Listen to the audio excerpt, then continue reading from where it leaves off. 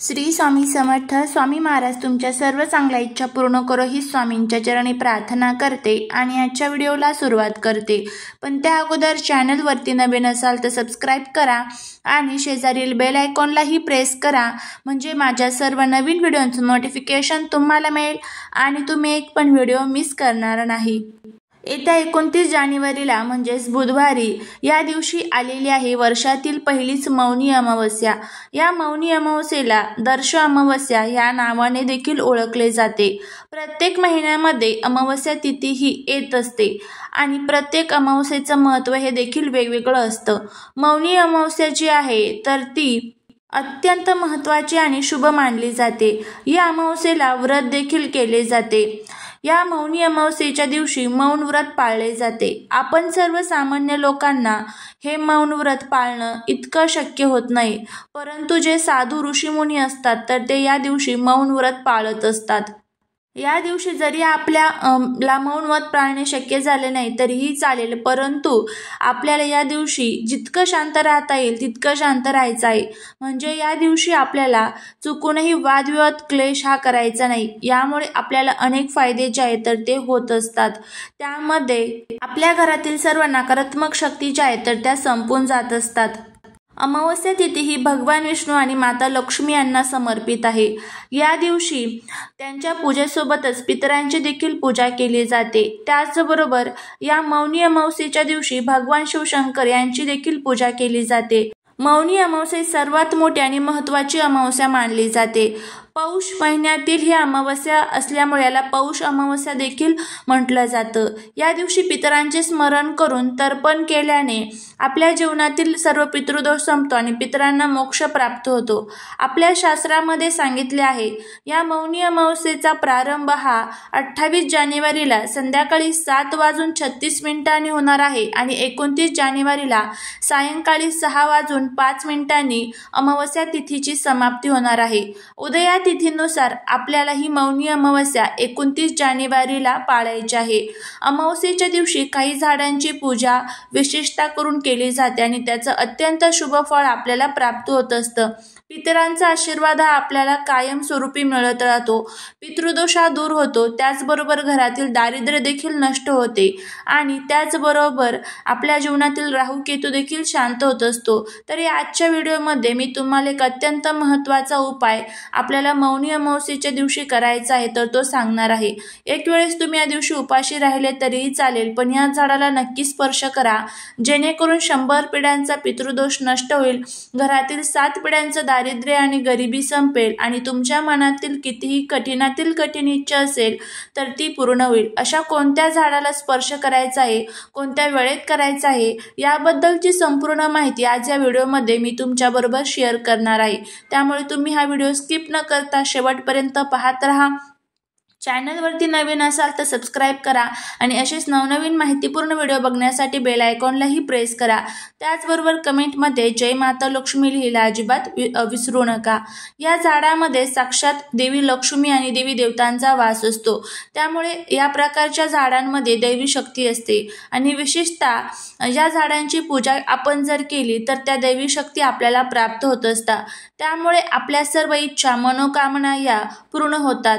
जर भरपूर दिवसापासून तुमच्या मनामध्ये एखादी इच्छा असेल, प्रत्येकाच्या मनामध्ये अनेक इच्छा असतात आणि त्या इच्छा पूर्ण करण्यासाठी आपण आपल्या प्रयत्नांमध्ये कधीच कुठेच कमतरता ठेवत नाही, पण कुठेतरी आपल्या कष्टाला नशिबाची साथ मिळत नसते आणि त्या आपल्या इच्छा पूर्ण होत नाही. आणि त्याचबरोबर आपल्या घरामध्ये अनेक प्रकारचे दोष तयार होत असतात. अमावस्येच्या दिवशी आपण या झाडाची पूजा जर केली तर प्रत्येक इच्छा पूर्ण होईल. त्याचबरोबर 100 पिढ्यांचा पितृदोष हा देखील नष्ट होईल आणि त्याचबरोबर आपल्या घरातील सर्व कुटुंबातील पितृदोष, दारिद्र्य, अडचणी संपून आपल्या घराची खूप मोठ्या प्रमाणात प्रगती होईल. अनेक समस्यांना आपल्याला सामोरे जावे लागते ज्यावेळेस घरामध्ये पितृदोष असतो. घरामध्ये भांडण, क्लेश, कटकट या होत असतात. भांडण नवरा बायकोमध्ये होते, आई मुलांचे होते. त्याचबरोबर घरामध्ये मुलांची चिडचिड होत असते. त्याचबरोबर घरामध्ये सतत आजारपण येत असतं. आलेला पैसा स्थिर राहत नाही, टिकत नाही. कोणत्या ना कोणत्या कारणाने तो खर्च होऊन जात असतो. उद्योग व्यवसायाची वृद्धी होत नाही. त्यामध्ये अनेक अडचणी अडथळे येत असतात. त्याचबरोबर कोणतंही काम हातामध्ये घेतलं तर ते निर्विघ्नपणे पार पडत नाही. प्रत्येक कामामध्ये अपयश येत असतं. जर तुमच्याही आयुष्यामध्ये यासारख्या समस्या असतील तर तुम्ही नक्कीच या मौनी अमावस्येच्या दिवशी या झाडाची पूजा करून या झाडाला स्पर्श करा आणि तुमच्या मनातील इच्छा व्यक्त करा. नक्कीच तुम्हाला त्याचा फायदा होईल. या दिवशी तुम्हाला सर्वात प्रथम सकाळी लवकर उठायचं आहे. या दिवशी स्नानाला अनन्यसाधारण महत्त्व आहे. तुम्हाला शक्य असेल तर तुमच्या घराजवळ एखादी पवित्र नदी असेल तर गंगा नदी असेल तर तिथे जाऊन तुम्ही स्नान करा. शक्य नसेल तर थोडंसं गंगाजल आंघोळीच्या पाण्यात टाकून तुम्हाला स्नान करायचं आहे आणि त्यानंतर आपल्या देवघरातील देवांची पूजा करून घ्यायची आहे. देवघर हे आपल्या घराचा केंद्रबिंदू मानला जातो. त्यामुळे तिथे सर्वात प्रथम पूजा करून घ्यायची आणि नंतर पुढचा उपाय करायचा. शक्य झालं तर दिवसभर उपवास देखील करू शकता, मौन व्रत पाळू शकता. हे संपूर्ण झालं की त्यानंतर जे सर्वात पहिलं आपल्या घरामध्ये पवित्र झाड असतं ते म्हणजे तुळशीचं झाड. या मौनी अमावस्येच्या दिवशी तुम्हाला तुळशीची पूजा करणं खूप शुभ मानलं जातं. त्यामुळे तुम्हाला काय करायचं आहे तर एक कलश घ्यायचा आहे. त्यामध्ये तुम्हाला शुद्ध पिण्याचं पाणी भरायचं आहे. त्यामध्ये तुम्हाला थोडंसं गाईचं कच्चं दूध टाकायचं आहे. यानंतर तुम्हाला एक लाल फूल घ्यायचं आहे आणि एक लाल रंगाचा जो धागा असतो तर तो तुम्हाला घ्यायचा आहे, ज्याला आपण कलावा म्हणतो.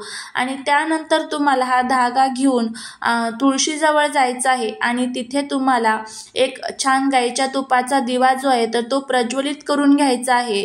नंतर तुम्हाला जे आपण जल घेतलेलं आहे तर ते जल देखील तुम्हाला तिथे अर्पण करायचं आहे आणि नंतर तुम्हाला जो आपण लाल कलरचा धागा घेतलेला आहे तर तो घ्यायचा आहे. सर्वात प्रथम तुळशीला तुम्हाला हळदी कुंकू अक्षदा अर्पण करायचे आहे आणि तुळशी मातेला प्रार्थना करायची आहे की माझ्या घरातील जे काही दुःख, दारिद्र्य, दोष, अडचणी आहेत तर ते दूर कर, घरातील पितृदोष नष्ट कर, अशी आपल्याला प्रार्थना करायची आहे. आणि जो लाल कलरचा कलावा आपण घेतलेला आहे तर तो तुळशीला तुम्हाला 7 वेळेस प्रदक्षिणा मारत मारत गुंडाळायचा आहे. आता जर तुम्हाला तुळशीभोवती प्रदक्षिणा मारायला जागा नसेल तर तिथेच तुम्ही जागेवरती बसून 7 वेळेस तो धागा गुंडाळायचा आहे. ओम नमो भगवते वासुदेवाय नमः या मंत्राचा जप करायचा आहे आणि त्यानंतर तुमच्या मनातील जी काही इच्छा असेल, कर्जमुक्ती, नोकरी प्राप्ती, धनप्राप्ती यासंबंधी तुमची जी काही इच्छा असेल तर ती इच्छा तुम्हाला तिथे व्यक्त करायची आहे आणि माता लक्ष्मीला आणि भगवान विष्णूंना प्रार्थना करायची आहे की माझ्या घरामध्ये सदैव तुम्ही अखंड निवास करा. घरातील माझ्या जो काही पितृदोष असेल तर तो संपून जाऊ द्या, दारिद्र्य नष्ट होऊ द्या आणि गरिबी संपू द्या, अशी आपल्याला प्रार्थना करायची आहे. आणि नंतर तो धागा 7 वेळेस त्या तुळशी मातेला बांधायचा आहे. अशा पद्धतीने आपल्याला हा जो उपाय आहे तर तो मौनी अमावस्येच्या दिवशी करायचा आहे. अगदी साधा सोपा उपाय आहे. तुम्ही जर हा उपाय केला तर याचे जे फायदे आहेत तर ते तुम्हाला होतील. घरातील सर्व दुःख, दारिद्र्य, दोष, अडचणी संपून आपल्यावरती भगवान विष्णू आणि माता लक्ष्मीची कृपा होईल. तर हा उपाय करून बघा, फायदा होईल. जर सुतक पिरियड्स असेल तर तुम्हाला हा उपाय करता येणार नाही. आता तुळशीला प्रदक्षिणा मारायला जागा नसेल तर धागा बांधून झाल्यानंतर स्वतःभोवतीच तुम्ही 7 प्रदक्षिणा मारू शकता. नक्की करून बघा, नक्कीच तुम्हाला त्याचा फायदा होईल. चालेली सेवा ही महाराजांच्या चरणी रुजू करते. तुम्हाला जर हा व्हिडिओ आवडला असेल तर चॅनलला सबस्क्राईब करा. त्याचबरोबर कमेंटमध्ये श्री स्वामी समर्थ लिहायला अजिबात विसरू नका. भेटूया पुढच्या एका छानशा नवीन व्हिडिओसोबत, एका नवीन माहितीसोबत. श्री स्वामी समर्थ.